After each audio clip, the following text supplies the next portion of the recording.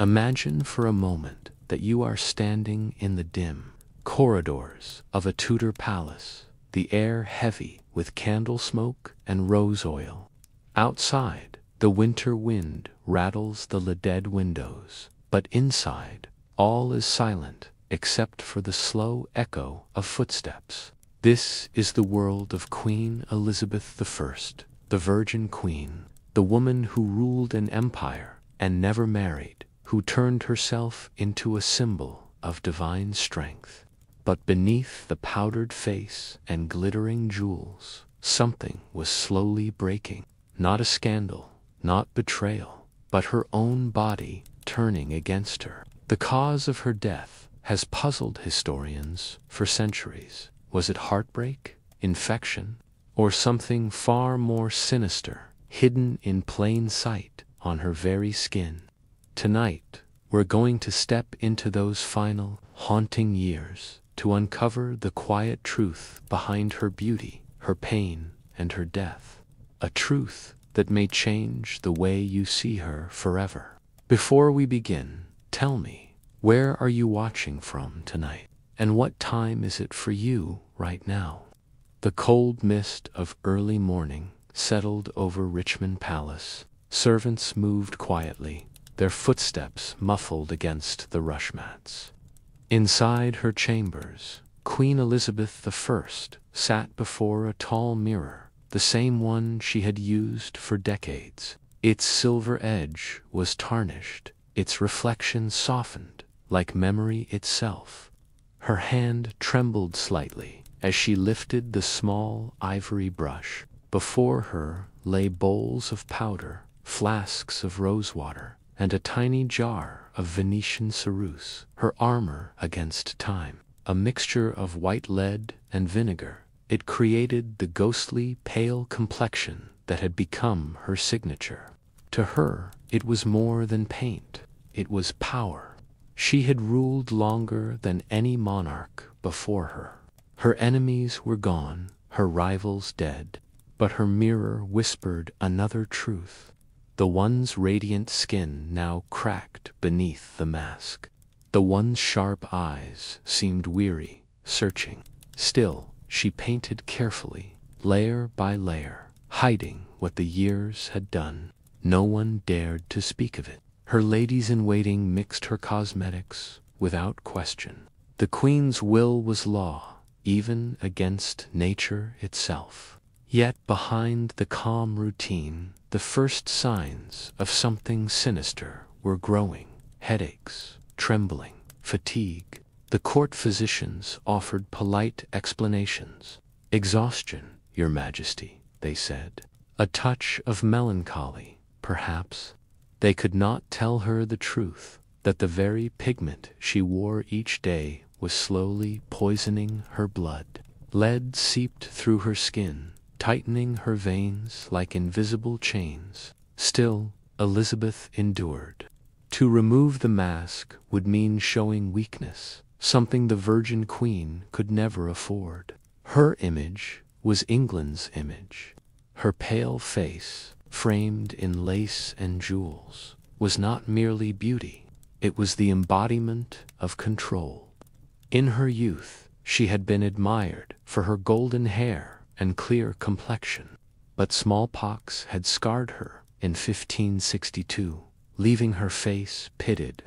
Venetian ceruse became her salvation, concealing the damage. What began as vanity soon became necessity, and from necessity, addiction. The courtiers noticed her health declining, but they spoke only in whispers. Some said she no longer slept, others swore they saw her lips turn blue, her hands tremble during council meetings. Still, when she entered the room, the air shifted. Even frail and fading, she commanded silence like thunder. Each morning, her attendants would scrape away the old paint, apply new layers, and perfume her with ambergris. The ritual was sacred, almost divine, but beneath it, the Queen's skin began to rot. The lead burned and cracked, leaving sores she refused to let heal. By winter of 1602, the signs could no longer be ignored. She complained of pain in her throat, of black spots appearing on her hands. Her once vibrant hair thinned to wisps of gold. Yet she still stood before the mirror each day, whispering, "I am still myself." Historians later found records of her formula ceruse mixed with egg white, applied over a base of mercury ointment, a deadly cocktail that gave her face its ghostly brilliance. The more she used it, the deeper it consumed her. The irony was cruel.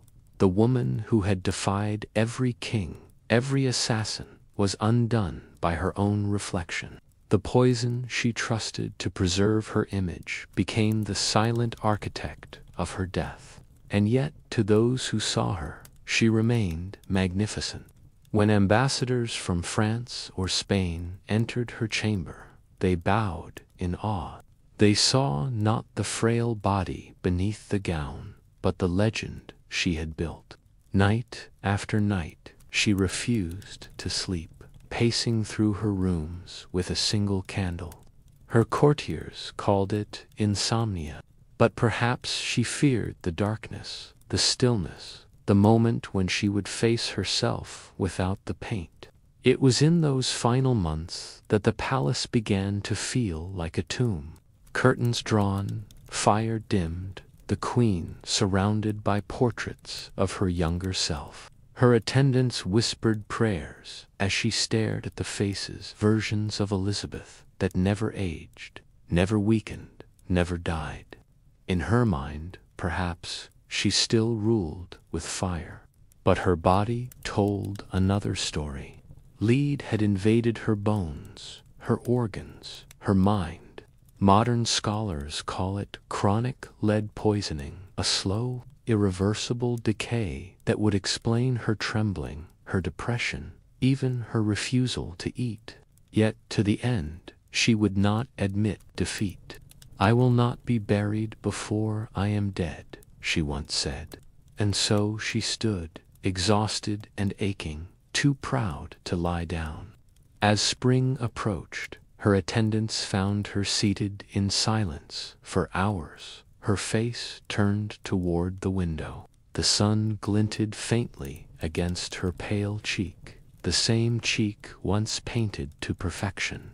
But now, beneath that fragile mask, the truth was eating through. She would not allow anyone to see her unpainted again. Not her servants, not her physicians. Only the mirror bore witness to her secret, the slow, shimmering death of a queen who refused to fade. Outside the palace walls, spring was beginning to breathe through the English countryside. The Thames shimmered faintly beneath the morning sun, yet inside the queen's chambers remained dim. Curtains stayed drawn, the air thick with the scent of roses, powder, and decay. Elizabeth no longer wished to be seen in daylight.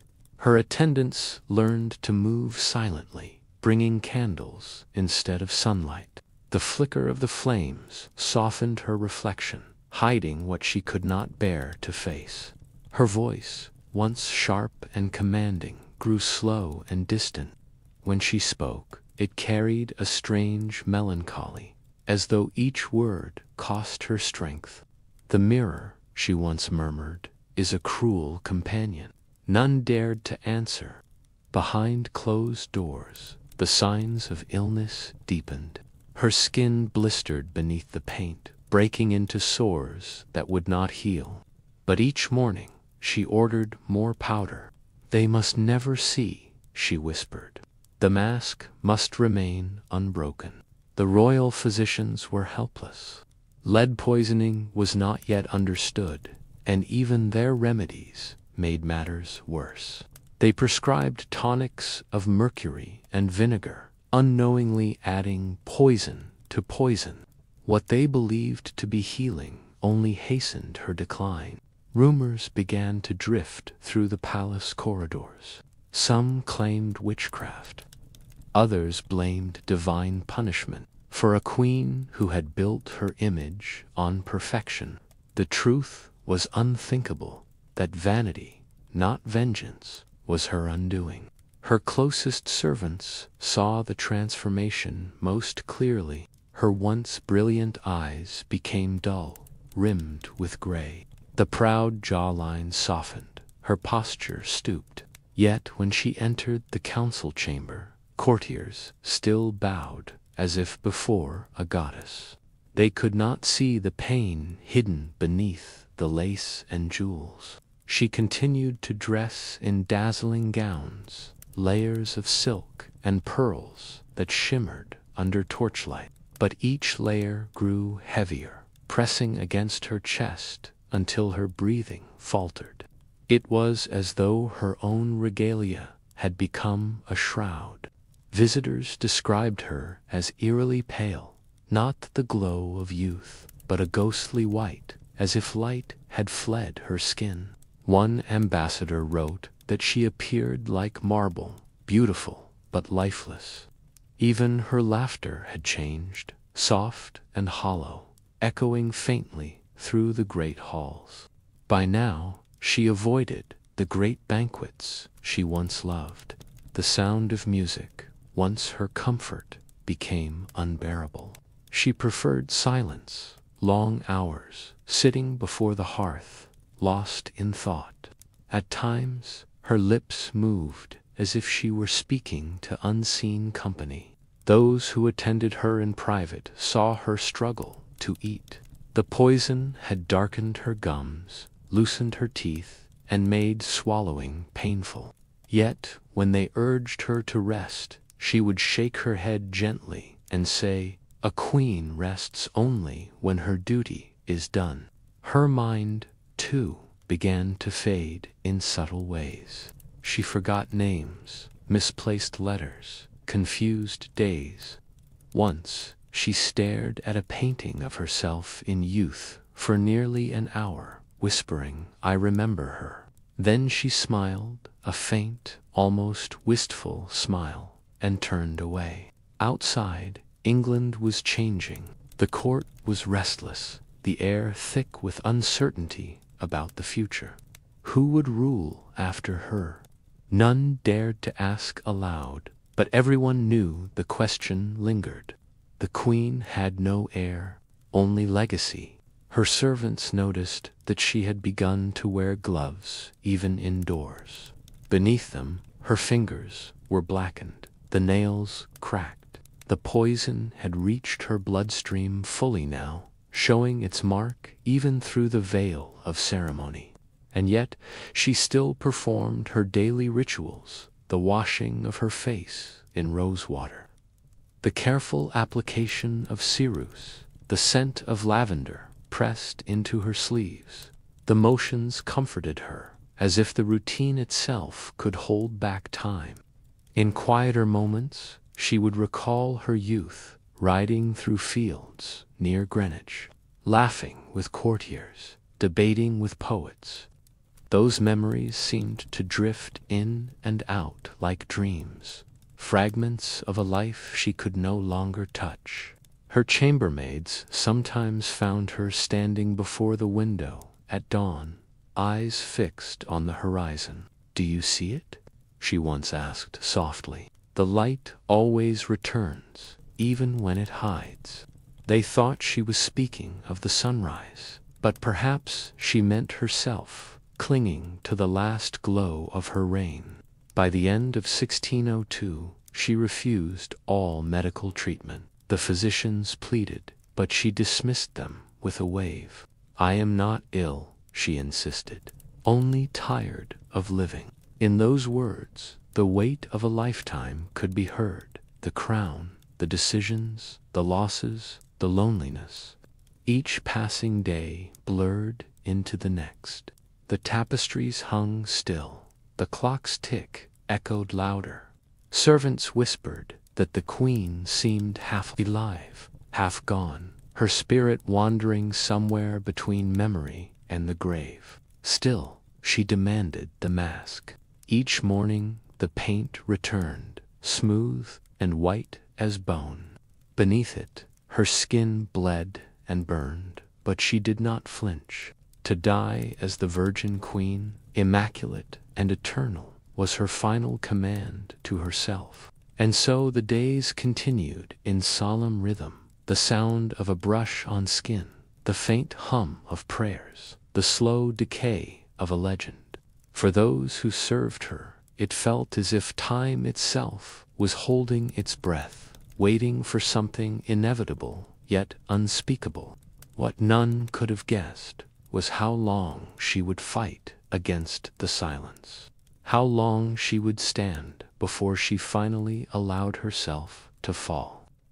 The winter of 1602 lingered longer than expected, and the damp air inside Richmond Palace seemed to carry the weight of her final days. The hearth fires were kept low by her command. She said the light hurt her eyes. The Queen, who once adored grand halls filled with music, now preferred the hush of shadows and the quiet company of her thoughts. Her attendants noticed that she began to sit for hours without moving, her fingers resting gently on her lap, her eyes fixed upon the same corner of the room. They would ask softly if she desired warmth, food, or prayer, but her only answer was silence. The stillness in her presence grew heavy, like a curtain closing over a stage once filled with brilliance. In those rare moments when she did speak, her words drifted back to the past. She would mention her father, King Henry, and her sister, Mary, in tones neither bitter nor affectionate. Sometimes she spoke of Robert Dudley, the one man she had ever truly trusted, though time had taken him long ago. To her attendants, these murmurs sounded like fragments of dreams escaping her fading memory. Her appetite vanished completely. The royal physicians insisted she take broth or wine for strength, but she refused, turning her face away. Her body had grown frail. Even the weight of her embroidered gown pressed heavily against her chest. Yet she refused to wear anything less than her royal attire. She said it was unfitting for a queen to appear undone before God. There were rumors, whispered quietly among the courtiers, that she could see things others could not. One lady claimed that the queen once turned from the mirror and said, "She stands behind me," though no one else was there. Others said she had begun to fear her own reflection, covering mirrors with black cloth so that her decaying face would not betray her illusions. The nights grew longer and stranger. She ordered her bed removed, choosing instead to rest on cushions laid across the floor. To lie in a bed, she said, was too close to lying in a coffin. The courtiers begged her to rest properly, but she would not. Pride, the one thing she had never surrendered, would not allow her body to appear weak. Her counselors began to meet in hushed urgency. The question of succession, long avoided, could no longer be ignored. Yet no one dared raise the topic before her. To suggest a successor was to suggest her end. And no one wished to be remembered as the one who invited death into her chamber.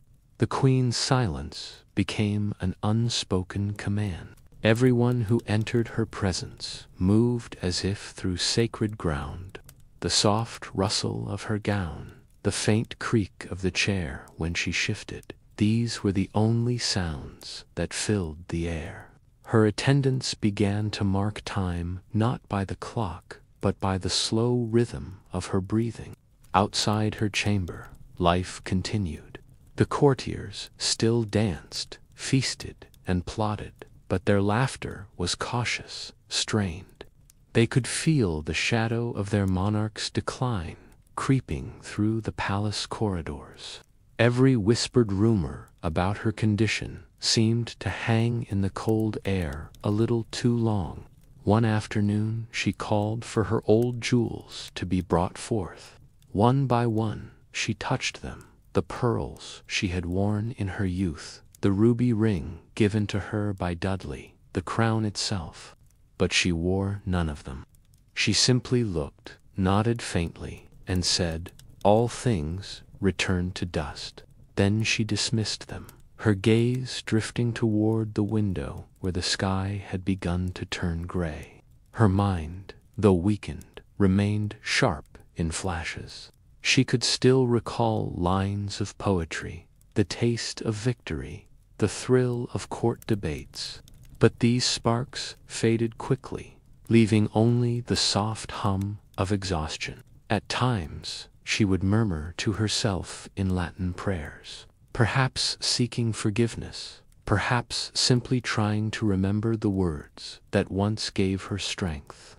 It was said that even her dogs began to sense the change. The small greyhounds that had once followed her everywhere now sat quietly near her feet, as if guarding the fading warmth of their mistress.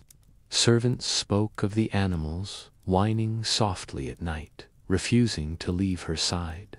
And yet, despite her frailty, there was still something unearthly about her presence.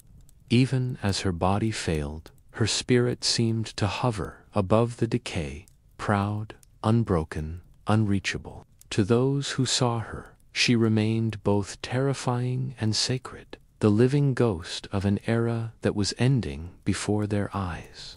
Her attendants often wondered what thoughts filled her silent hours.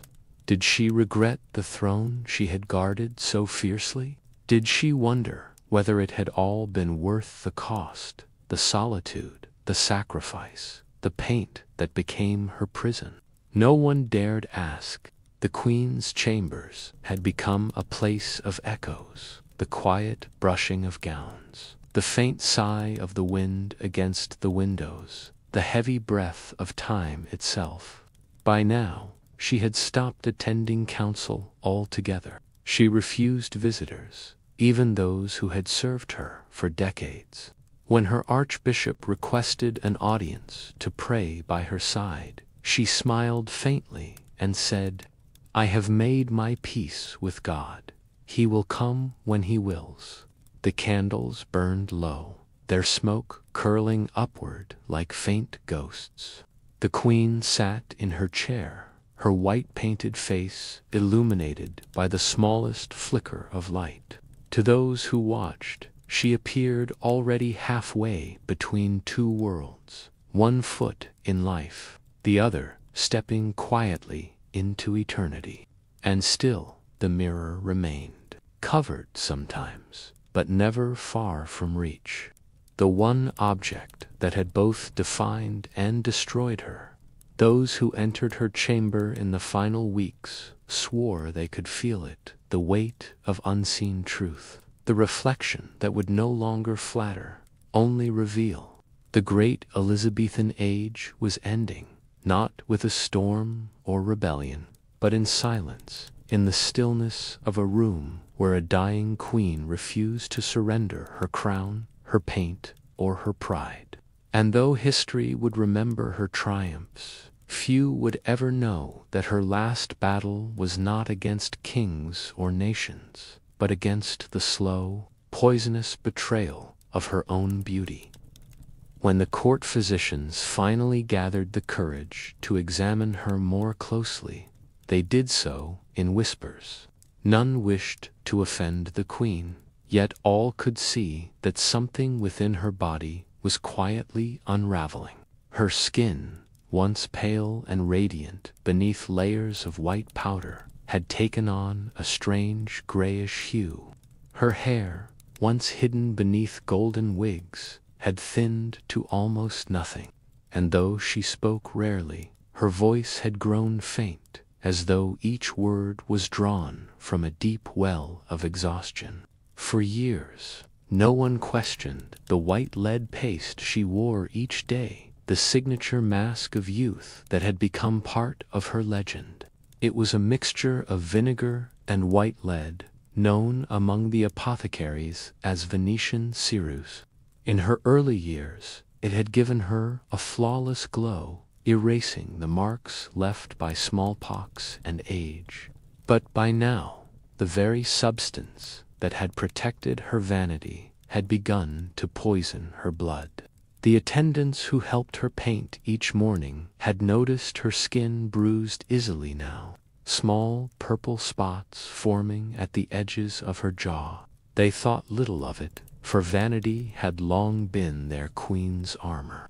Yet, when they tried to wipe away the makeup one night, her skin beneath was cracked and sore, like old parchment. Still, she would not allow them to stop.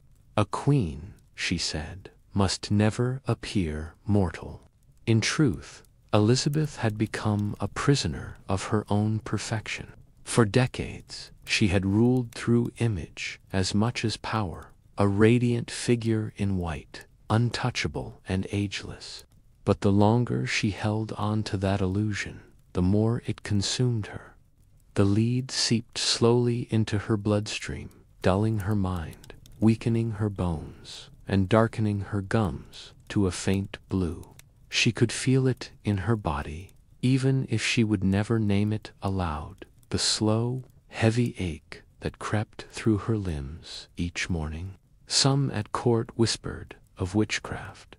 Others said it was divine punishment for her pride, for never marrying, for choosing the crown over children. Yet the truth was simpler and far sadder. It was the mirror and the mask and the poison she had worn too long. When her chief physician, Dr. Perry Zeit, quietly suggested she forego the paint for a few days to let her skin breathe, she dismissed him with a glance colder than frost. "Would you have your queen appear as a corpse?" she asked. "Then speak no more of it." Her attendants said she turned away, staring into the mirror long after he'd gone, as if daring her reflection to contradict her. Outside, the chill of February crept through the palace halls. Ministers came and went. Servants moved softly through corridors, and yet the air in the queen's chamber seemed frozen in time. Her mind wandered between memories and visions. She sometimes reached for people who were no longer there. Dudley, Walsingham, her mother Anne, names whispered into the dark, unanswered. Her maids noticed she had begun to tremble slightly when she lifted her goblet, and that her once clear eyes had grown faintly clouded.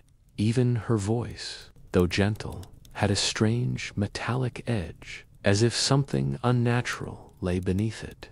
They did not know that this, too, was the mark of lead poisoning, a subtle corrosion that touched even her nerves. At night, she could not sleep. The weight of her crown, the years of rule, and the poison in her blood kept her awake. She paced for hours, her slippered feet brushing softly against the floor. Those who passed by her door heard her murmuring to herself, fragments of prayers, verses from old plays, or simply, "I am not yet ready." And perhaps, in her heart, she truly wasn't. For Elizabeth was more than a monarch. She was a symbol, the embodiment of England's glory. To show weakness was to betray that image. So she kept her pain secret, even from herself. The Queen of Masks would rather die in disguise than live unveiled. The courtiers noticed the scent of her chambers had changed. The delicate perfume of roses was now mixed with something metallic, faintly sour. Her pillows were often streaked with pale residue, traces of the powder that clung to her skin even as her body rejected it. Servants spoke in whispers about the sight of her removing her paint at night, the hollow cheeks, the dark circles, the trembling hands. But none dared repeat such things beyond the palace walls. Her death, though slow, had already begun. The lead that once brought her confidence now brought confusion. Her thoughts blurred, her hearing dulled. She began to forget the simplest of things, the day, the hour, the names of those before her. Yet when the court came to see her, she sat upright, painted and regal, the illusion still intact.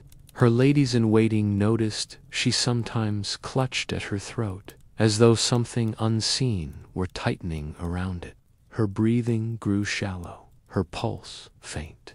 Still, she refused to lie down. She told them, "If I am to die, I will die standing." Those words would later echo across England, repeated as both legend and lament. And as her final weeks slipped by, the truth that none could speak aloud grew clearer. The glory of her reign had been built not only on wisdom and will, but on the cruel alchemy of vanity. The Queen's mirror had been her companion and her executioner. Each glance into it had fed both her strength and her undoing. Outside, spring was stirring faintly beyond the palace walls. Buds were forming on the trees by the river, and the birds had begun to return. But inside, the Queen of England sat motionless in her chair, the last rays of her life fading like a candle's final flame. Her attendants would later say that on one of those final evenings, she looked toward the window and whispered, "I see the light, but it does not reach me." And when they asked what she meant, she only smiled the faintest, saddest smile and turned back to her mirror. For that was the hidden tragedy of Elizabeth's death. Not that she was poisoned by her enemies, but by her own pursuit of perfection. The mask she had created to command a kingdom had become the slowest, quietest assassin in history. As the weeks passed, Elizabeth's silence began to unnerve the court. She had once filled every room with her sharp wit and quick temper, but now her words came like fading embers, soft and uncertain. Courtiers still knelt before her, but her eyes no longer held that spark of calculation, only a distant weariness, as though her thoughts were wandering through old corridors of memory where no one could follow. At Hampton Court, her chambermaids whispered among themselves that the Queen's white face powder was growing thicker by the day. They spoke of how it no longer blended with her skin but cracked along her temples, leaving faint lines of gray. Each morning they mixed the ceruse carefully, the white lead powder, with vinegar, a paste so toxic that it burned the fingertips of those who prepared it. Yet she insisted it be spread evenly, perfectly, as if beauty could hold back death itself. Her jewels, once dazzling on her neck and fingers, seemed heavy now, burdens more than ornaments. She rarely attended council meetings, preferring the solitude of her bedchamber where the curtains were always drawn. The air inside had grown stale, thick with the scent of oils and ointments, perfumes that failed to mask the strange metallic odor that clung to her. Servants said it smelled like the inside of an old coin purse, sharp, unnatural. Sometimes, when she was alone, she would reach for the small oval mirror she kept beside her bed. It was framed in silver, a gift from her youth. She would stare into it for long minutes, running her gloved fingers along its edge, as though it were an old friend she could not bear to part with. And yet, when her attendants entered, they found her trembling slightly, her reflection still before her, the painted queen gazing back, calm and eternal, while the woman beneath faded away. There were moments when she tried to smile, to remind herself that she was still the Virgin Queen, the symbol of strength, the woman who had faced down Spain and defied a world of men. But the poison did not care for pride. It crept silently through her blood, through her bones, dulling her senses one by one. Her hands, once graceful, now shook even when she lifted a cup of wine. Her appetite dwindled to almost nothing. She could no longer taste the sweetmeats she once adored, only a faint bitterness that lingered at the back of her tongue. The physicians grew desperate. They offered her herbal remedies, thistle, rosemary, ground pearls dissolved in water. Some even dared to suggest bloodletting, though none wished to see their queen bled like a common patient. But Elizabeth refused most of their treatments, for she did not believe herself sick. "I am merely tired," she said, "tired of this body that insists on being mortal." At night, her dreams were strange and heavy. She spoke of seeing her mother, Anne Boleyn, standing beneath a scaffold of light, her hands folded calmly before her. Once, she murmured of her father, the mighty Henry, asking if he was proud of her. Her ladies did not answer, only bowed their heads and prayed softly. It was then that the servants began to notice another curious detail. Her favorite pearls, which she wore close against her neck, had begun to lose their luster. Day by day, they grew duller, as though the poison within her skin was leaching into them. Some whispered that the gems themselves had absorbed her sickness, that they had grown weary with her. Her beloved ring, engraved with her mother's portrait, no longer fit properly. Her fingers had grown thin and frail, and yet, despite her weakness, she would not remove it. "I was born a queen," she once told a frightened maid, "and I will die one, not a sick woman in bed, but a sovereign of England." When she did venture beyond her chamber, her courtiers could not help but notice her ghostly appearance. Beneath the thick white paint, her veins showed faintly blue, her lips pale as wax. The courtiers bowed lower than ever, not out of reverence, but out of fear.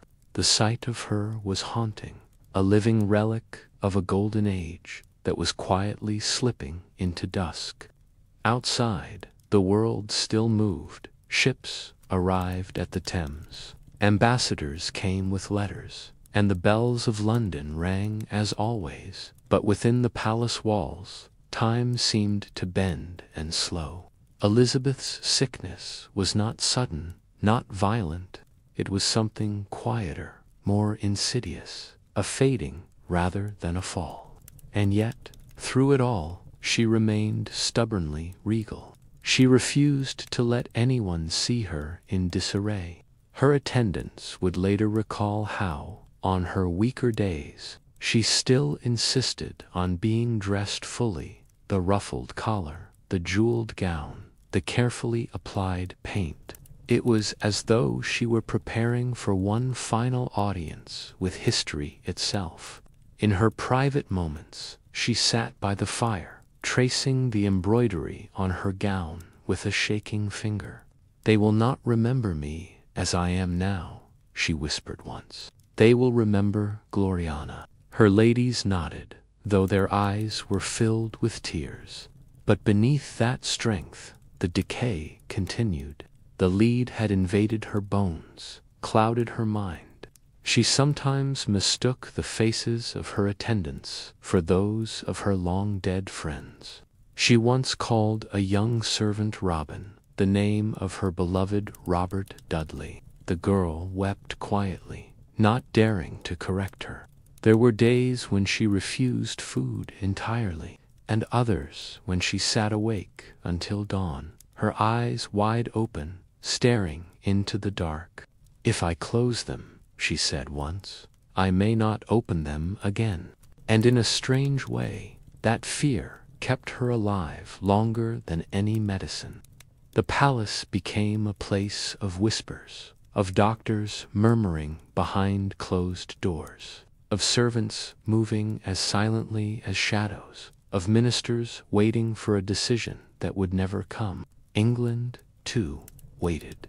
For though the Queen was still breathing, her reign had already begun to pass into legend. And so, the woman who had outwitted armies and suitors alike found herself undone, not by an enemy's blade, but by a mirror, by her own reflection, and the deadly beauty she could never abandon. Her story, from that moment onward, would no longer be about rule or power. It would be about the quiet tragedy of a woman who tried to become an image so perfect that it consumed her humanity. The courtiers called her chamber the painted room, but history would remember it as something else entirely.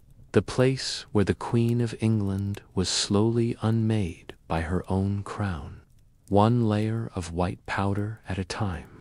The final winters of Elizabeth's life came quietly, like a slow breath leaving the kingdom. Gone were the days of thunderous processions and golden banquets. Now her palace stood half-lit, its corridors echoing not with music, but with the sound of hushed footsteps. The Queen of England no longer roamed her great halls. She drifted through them like a ghost. Those who had served her for decades noticed something unsettling. Her once bright auburn hair, the symbol of her fiery spirit, was brittle and thin, hidden beneath wigs powdered so heavily they seemed carved from marble. The Queen had once loved her reflection, even as it changed, but now she could barely meet her own eyes. The glass no longer reflected Gloriana, the radiant monarch. It showed a pale imitation of a legend, hollowed by time and vanity. And yet, despite her frailty, she clung to her rituals. Every morning, her attendants laid out the familiar instruments, the brushes, the ivory-handled jars, the bowls of white paste that smelled faintly of vinegar and metal.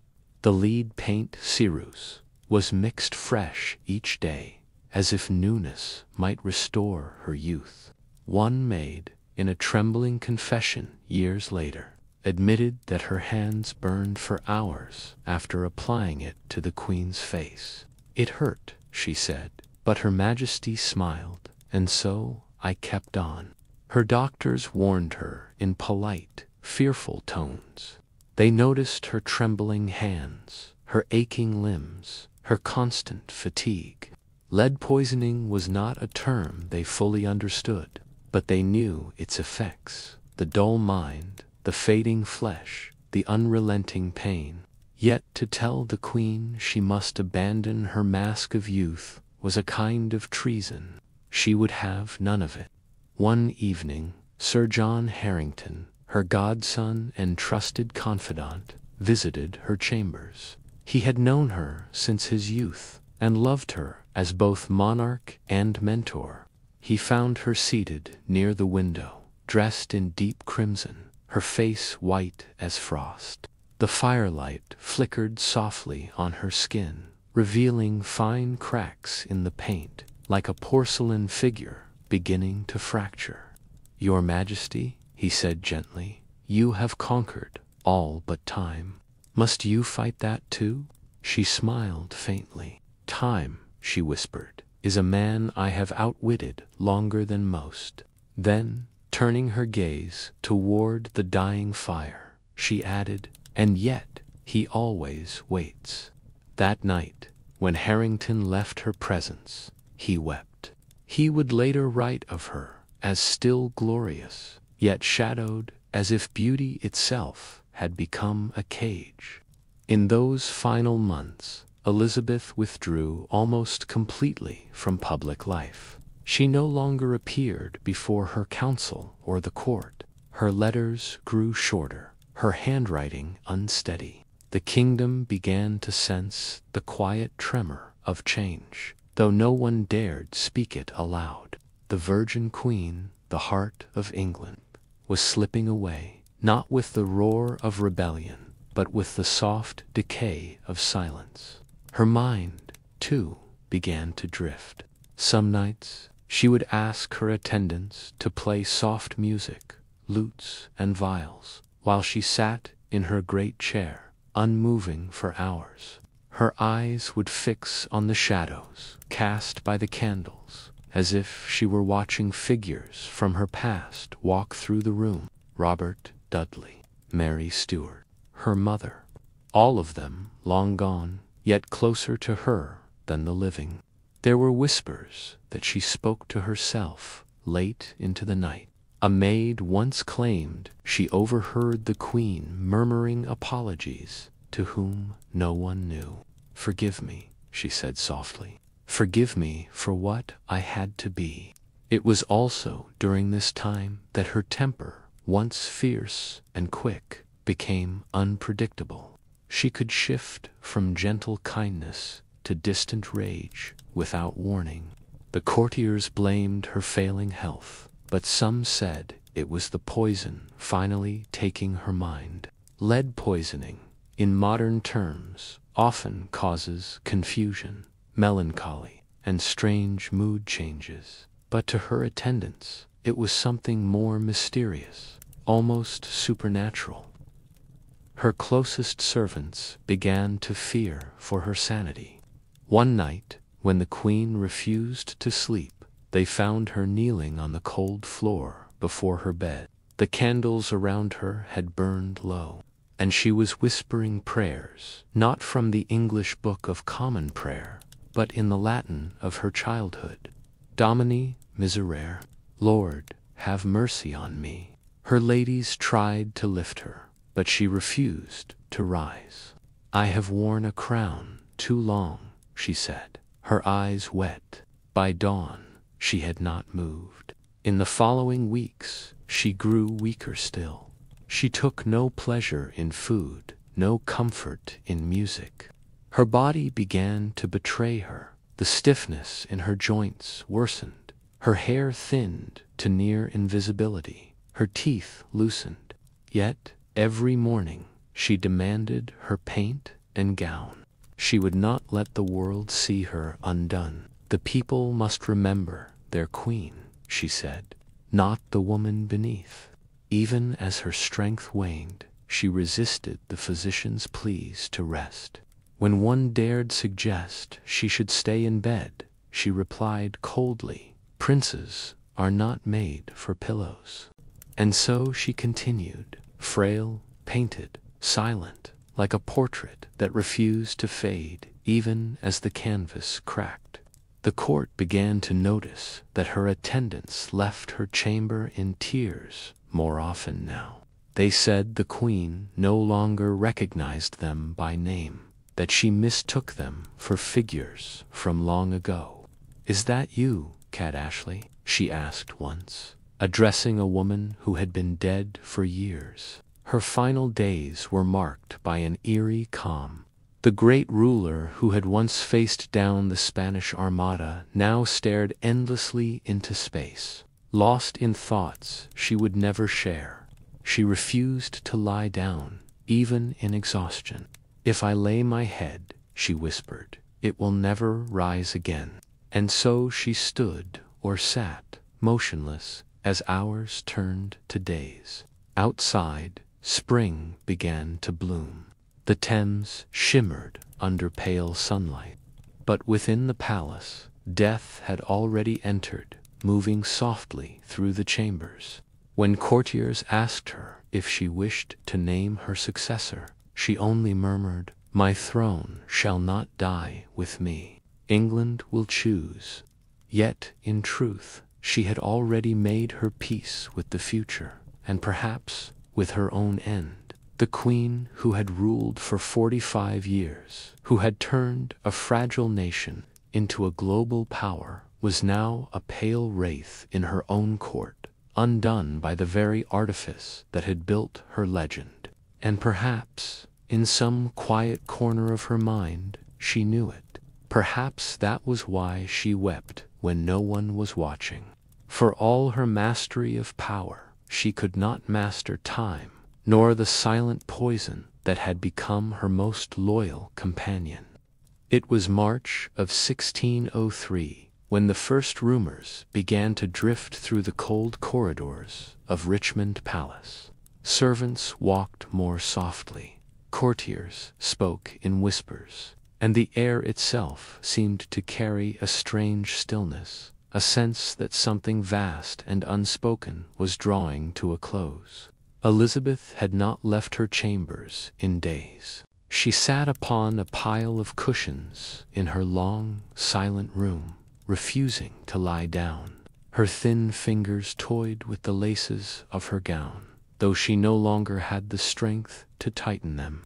The Queen, who had once stood for hours to command armies and courtiers alike, now refused to rest for fear that sleep would claim her. "When I lie down," she murmured to her attendants, "I shall never rise again." The great tapestries that lined her walls, once glowing with scenes of victory and royal power, seemed faded now, their colors swallowed by candlelight. The fire crackled faintly, and shadows danced over her pale face. Beneath the layers of lead paint, her skin was ghostly, almost translucent, as if the light itself passed through her. Her ladies-in-waiting, among them the faithful Lady Scrope and the Countess of Nottingham, knelt near her chair. They tried to coax her into rest, into comfort, but she refused every offer. She did not eat, she did not sleep, she barely spoke. When asked what troubled her, she gave only a faint, knowing smile. "I see many faces," she whispered, "and they are waiting." Some said she was haunted by visions. Her mother, Anne Boleyn, standing serene and unbowed. Robert Dudley, her beloved sweet Robin, smiling sadly at her side. And others, long dead, who had filled her life with both love and betrayal. To the courtiers, it was a sign that her mind had gone, but to those who truly knew her, it seemed as though she was already standing with one foot in another world. Outside, the spring air pressed faintly against the windows. The Thames moved quietly below, its waters turning silver beneath the moonlight. The bells of the nearby chapel rang for prayers, but within her chamber only silence answered. At times, Elizabeth reached for the small mirror beside her bed, the same one that had been her companion for decades. She held it in trembling hands, staring long into it, though no one knew what she saw. The reflection that looked back was not that of a queen, but a shadow of all she had once been. Her painted face cracked with every movement, and a faint shimmer of powder dusted the air around her, a last veil between her and the truth. "Majesty," whispered Lady Scrope, "will you not rest a little?" The Queen's voice was faint, almost childlike. "There is no rest for those who have ruled too long," she said. "The crown does not sleep, it merely waits for the next head." Those words chilled the room. Her attendants exchanged frightened glances, unsure whether she spoke from wisdom or delirium. But Elizabeth seemed calm, unnervingly calm, as if she were watching something invisible move closer. That night, her physicians gathered quietly outside her door. They spoke in anxious tones, uncertain how to save her. The concept of poisoning by lead was not yet understood, but they saw the signs clearly: the shaking hands, the fading mind, the gray tinge beneath her skin. Yet none dared speak the truth. The Queen could not be told that her own beauty had betrayed her. Instead, they spoke of divine mystery, of God's will, of age, of the gentle approach of eternity. Inside, Elizabeth remained awake. For nearly 2 nights she did not close her eyes. Her maids took turns watching her, afraid she would simply vanish into the quiet. When she did speak, it was of the past, of her coronation, of her victories, of the people she had loved and lost. "Do you think they will remember me kindly?" she asked one maid. The girl hesitated. They will remember your majesty as the greatest queen who ever lived," she said softly. Elizabeth smiled faintly. "Then perhaps they will forgive the woman I could not be." There was something in that moment, a deep sadness, a recognition that she had lived her life as both ruler and prisoner. The mask of monarchy had protected her, but it had also hidden her away from warmth, from love, from the simplicity of being mortal. As dawn approached, the queen grew weaker. She sank deeper into her cushions, her head bowed slightly as though in prayer. When her physicians entered, they found her surrounded by the faint scent of roses and white powder. Her lips moved, forming words they could not hear. "Majesty," one of them said gently, "you must name your successor." Her eyes opened slowly. "My throne shall go to a king," she whispered, "to one who carries my blood." Her voice was barely a breath, but the message was clear. She meant James of Scotland. It was her final act of command, spoken in the quiet. As the morning light began to seep through the curtains, Elizabeth's breathing slowed. Her hands, resting on her lap, were cold. A faint tremor passed through her, then stilled. Her attendants began to weep softly. Lady Scrope lifted the Queen's hand and kissed it. "She is gone," she whispered. "Our Gloriana is gone." But there was no great ceremony, no thunder, no sudden storm. Her passing was as gentle as the life leaving a candle's flame, silent, soft, inevitable. The Queen, who had ruled for nearly half a century, left this world not in grandeur, but in peace. When they removed her powder box and paints, the truth of her suffering became clear. Her skin beneath was pale and gray, mottled with the marks of long poisoning. The very substance that had given her beauty and confidence had slowly destroyed her from within. In the quiet that followed her death, her servant sat beside her body for hours, unwilling to leave. Some prayed, others simply watched, as though she might open her eyes one last time and command them again. The court went into mourning, and England held its breath. Her body was later taken by barge down the Thames, the river glistening in the pale light of dawn. Thousands gathered silently along the banks, watching the black-draped vessel pass. The wind carried with it the faint sound of bells, slow, mournful, and beautiful.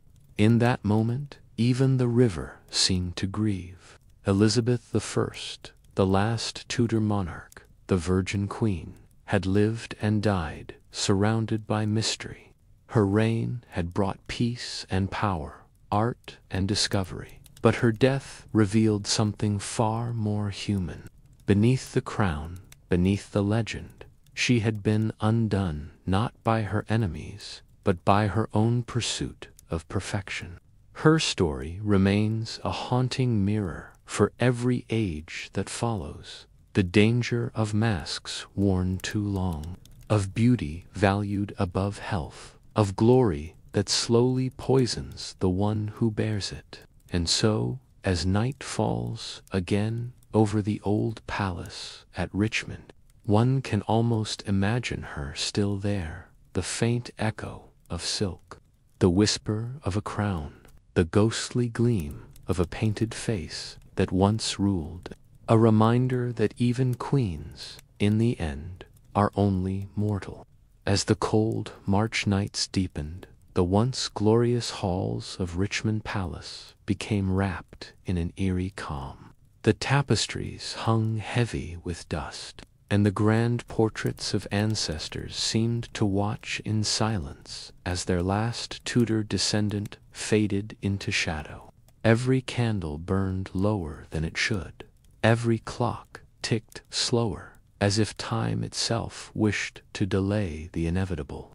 Elizabeth's bedchamber was dim, the air thick with the scent of beeswax and lavender, an old royal remedy for illness and sleeplessness. Yet even that soft fragrance could not soothe her. She sat upright, her back straight, as though she still presided over council. For a woman so accustomed to control, surrender even to rest was unthinkable. Sleep, to her, felt like treason. Her physicians stood helpless by the door, exchanging nervous glances. They whispered of age, of melancholy, of divine judgment. Yet none dared voice what some quietly suspected, that her body was failing under the burden of decades of white lead and mercury. The silent poisons woven into her paints and perfumes. Her beauty, once a symbol of power, had become the slowest and cruelest executioner of all. In the dim light, her hands trembled slightly, the veins visible beneath her pale skin. The gold rings she once wore proudly, she touched them absently, as if to reassure herself that they were still there, that she was still queen. At moments, she would rise suddenly and pace the chamber. Her slippers made almost no sound against the stone floor, but the rustle of her gown filled the silence. Her ladies watched in quiet awe, for even in frailty she carried an unmistakable majesty.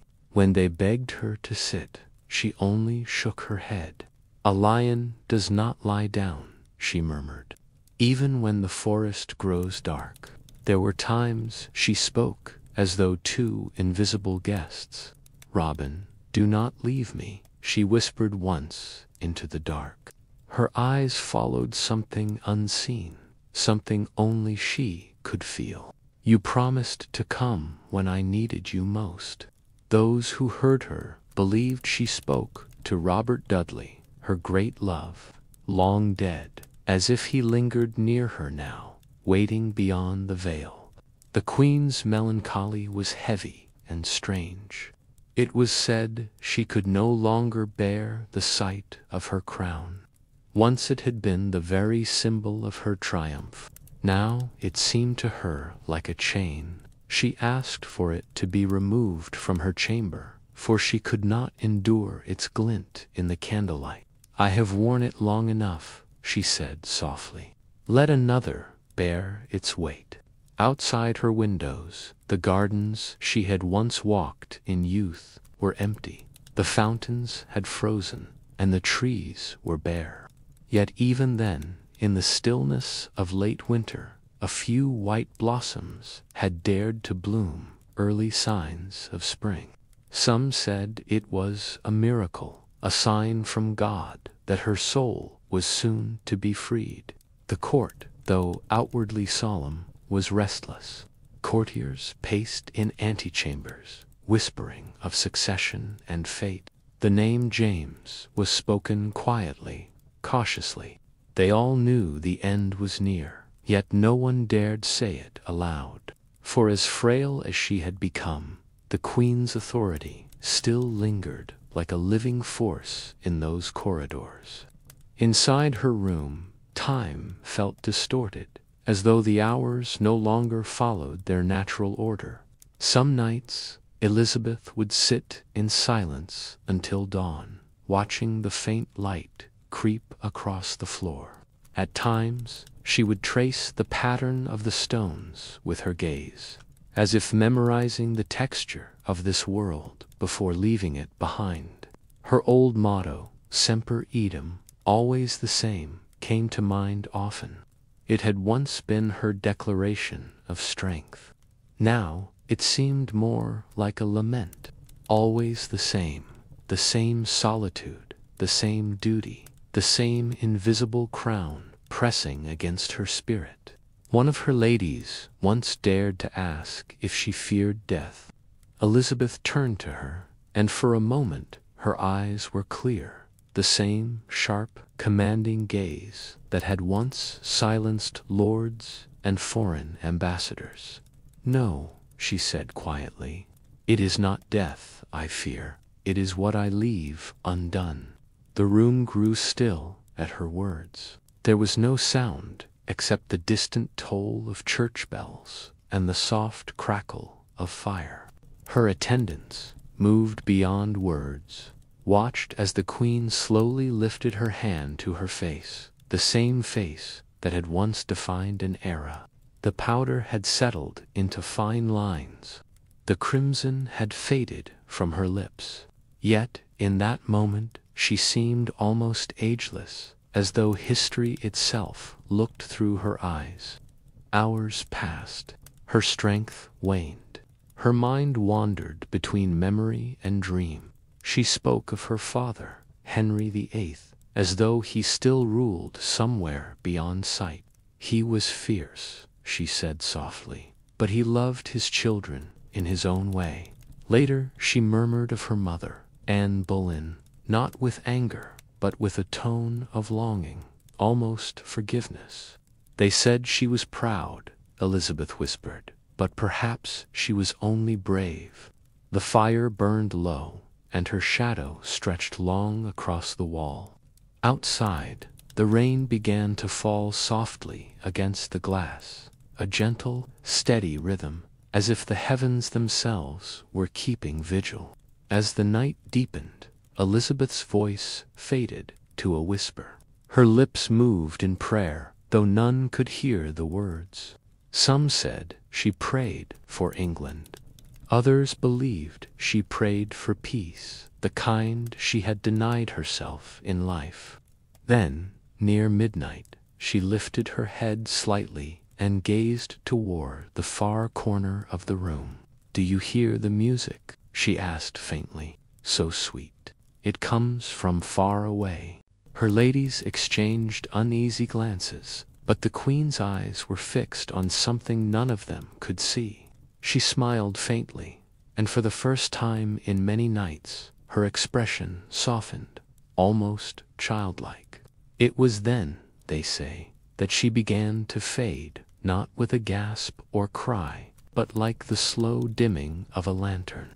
The proud, unyielding monarch, who had once commanded empires, now sat perfectly still, her hand resting against her heart, her eyes turned toward eternity. The palace remained hushed long after. Servants wept quietly in the corridors. The courtiers, when they learned the news, fell to their knees. There was no sound of triumph or mourning horns, only the soft, rhythmic toll of bells carried by the wind across the river. Her body was later dressed in the richest silks, her face left untouched by powder for the first time in half a century. Those who saw her said she looked peaceful, pale, yes, but beautiful in a way that belonged not to this world, but to something beyond it. When her coffin was carried down the Thames toward Westminster, thousands lined the banks. The morning mist clung to the water, and the oars dipped in unison, sending ripples that shimmered in the pale dawn light. A poet watching from the shore wrote that the river itself seemed to bow as it passed her by. Thus ended the reign of Elizabeth Tudor, the last of her name, the solitary flame of the Tudor age. And though her death was quiet, it was not the end of her presence, even centuries later. Those who walk the old halls of Richmond swear they feel her there, not as a ghost, but as a whisper in the stillness, a breath that lingers between candlelight and shadow. For some spirits, it seems, do not fade.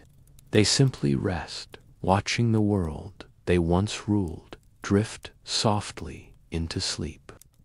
In the quiet years that followed Elizabeth's passing, her image remained frozen in the minds of her people, radiant, powerful, untouched by time. The portraits that hung in galleries and palaces showed not the fragile woman who had faded in solitude, but the imperious virgin queen, her face like porcelain, her eyes sharp with command. Yet behind that perfection lay a truth almost too cruel to imagine. For long after the funeral bells stopped ringing, whispers began to circulate among physicians, alchemists, and curious scholars.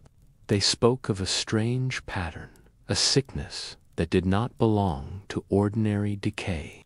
Those who had attended her final months recalled the trembling hands, the unsteady gait, the faint discoloration around her lips and jaw. To modern eyes, it bore all the marks of slow, unintentional poisoning.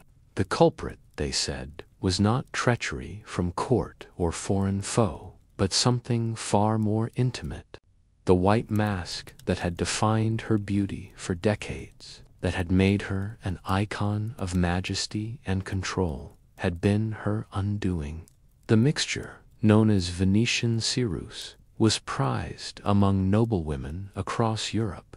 It gave the skin a luminous pallor, the fashion of purity and nobility, but its base was deadly, white lead and vinegar. Day after day, Elizabeth had applied it with careful devotion, believing it her armor against age. But lead, once it enters the blood, never truly leaves. It corrupts slowly, dulling the mind, tightening the joints. Her legendary intellect, her unbreakable will, even those had been quietly eroded, not by time, but by her own pursuit of grace. Some chroniclers described how her teeth had darkened, her skin grown thin and brittle, her hair fallen in uneven strands. Courtiers had noticed, but dared not speak. To comment on the Queen's face was to risk one's position, or worse. She was England's living symbol, and symbols were not to be humanized. The illusion had to remain perfect, even as it poisoned her. In her private chamber, the scent of the cosmetics lingered even after her death. A strange sweetness clung to the air, a blend of rosewater, almond oil, and that faint metallic temps of ceruse. The servants who cleaned the room spoke in hushed tones of how the powder left residue on her combs, her collars, even the very sheets she lay upon. They did not know that what they touched was laced with death. Historians later uncovered recipes from her court apothecaries. One mixture advised blending white lead with vinegar until smooth as milk. Another recommended adding mercury to preserve its sheen. These concoctions, used daily for decades, created a slow and silent storm within her body. Her mind's sharpness began to wane, her memory frayed at the edges. The melancholy that haunted her final years may not have been only sorrow. It may have been madness, born of metal and vanity. Yet, even then, who could blame her? In a world ruled by appearances, where a single blemish could unravel a dynasty, beauty was more than vanity, it was power. Elizabeth had mastered that truth from the moment she took the throne. Every inch of her image, from her powdered face to her jeweled gowns, was crafted to hold a nation together. Her people saw a goddess, not a woman, and she became bound to that illusion until her final breath. After her death, as James I took the throne, Elizabeth's chamber was quietly sealed for a time. The air within was stale, and the gilded mirrors were covered with black cloth. One chronicler recorded that when the cloths were finally lifted, faint streaks remained on the glass, as though something unseen had stained it from within. The servants whispered that her reflection had not wished to leave. Years later, when her tomb was opened for examination, a curious detail was noted. Her bones, they said, bore an unusual, chalky whiteness. Whether myth or truth, some believed it the last trace of the poison that had defined her reign. Even in death, her body carried the mark of the mask she had worn for so long. And yet, Perhaps there was something poetic in it, for even now, when her portraits are studied, the flawless white of her skin remains hypnotic, ghostly, eternal. It is as though time itself has obeyed her command to never let her fade. But the story of Elizabeth's death did not end with her burial. Across England, alchemists and apothecaries began to debate her case. Some called it divine justice, a punishment for vanity. Others saw in it a warning that power and perfection come always at a cost. A few, quietly, admired her even more, for if she had to die, she did so by her own design, sculpting her image until it consumed her. In later centuries, scientists confirmed what rumor had long suggested. Samples of lead-based cosmetics from the Tudor period revealed toxic concentrations that would over years cause nerve damage, fatigue, depression, and organ failure. The Virgin Queen's decline fit perfectly within those symptoms. The truth had finally been laid bare, though centuries too late to save her. Still, her legend remains unbroken. She ruled for 45 years, defying rebellion, invasion, and betrayal. She outlasted kings and kingdoms, and even in her death, she became something rarer than mortal, a symbol of endurance wrapped in mystery. When visitors stand before her tomb in Westminster Abbey today, they often remark upon its strange stillness. Her effigy rests beneath a canopy of marble, her hands folded in serene composure. The sculptors captured not the frail woman of her final nights, but the eternal queen, untouched, unblemished, radiant as ever. Few realize that beneath that stone lies the body of a woman undone by her own perfection. The irony is gentle, almost tragic. Elizabeth spent her life defying time, and in a way she succeeded. For though the lead took her flesh, it preserved her legend. She remains, even now, untouchable in history's imagination. The queen who refused to grow old, the woman who ruled herself as fiercely as she ruled an empire. So perhaps her death was not merely the end of a reign, but the final act of a performance that began the day she ascended the throne. She had worn her crown-like armor and her face like a mask, and in the end, both became her legacy. And when the moonlight spills across her tomb at night, some say the marble seems to shimmer faintly, as if that pale glow of leaded beauty has not yet dimmed. It is a reminder, soft, sorrowful, eternal, that even the brightest lights in history are sometimes lit by the darkest fire.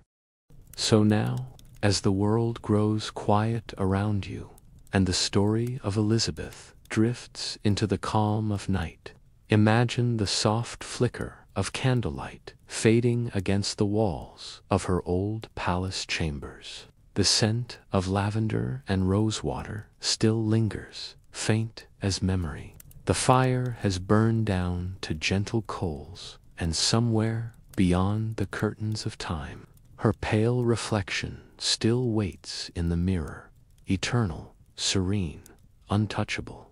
History often remembers the grandness, the battles won, the speeches shouted from thrones, the crowns and banners. But it is in the smaller, quieter truths that we see the real story, the steady hand that trembled behind the royal glove, the sleepless eyes that stared into mirrors, searching for a FaceTime had begun to take, the quiet loneliness of a queen surrounded by thousands, yet held captive by her own image.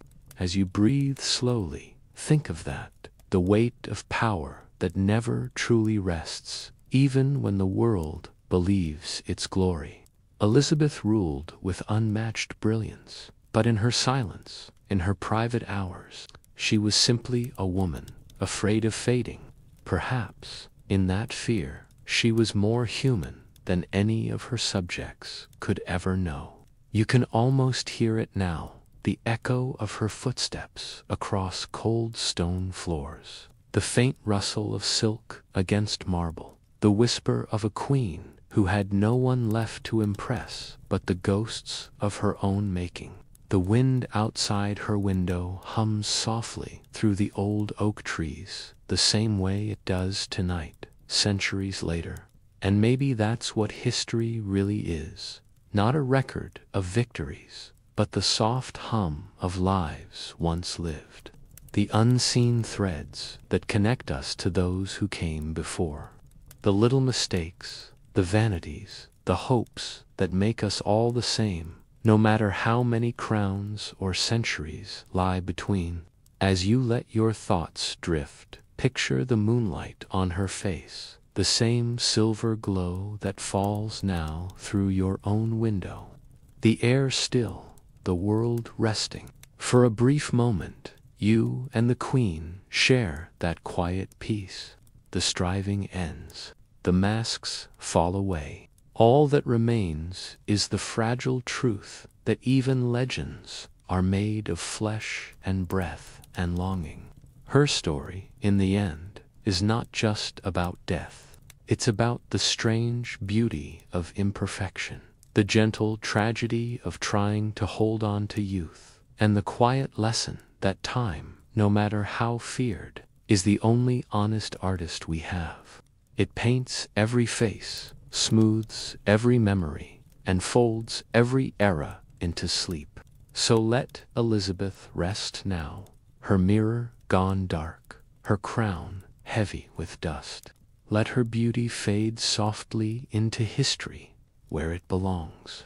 And as you close your eyes, let her story remind you that perfection is a myth, but peace can be real. In the stillness, breathe. The story is over now. The palace halls are empty. The echoes have faded, and the queen, at last, is quiet. Sleep well, traveler of history. You have wandered through centuries tonight. Let the past rest beside you, calm and silent. Sleep well, history explorer. And before you drift away, don't forget, please like, subscribe, and tell me in the comments, if you lived in Elizabeth's time, would you have worn the same white mask of beauty, even knowing the cost?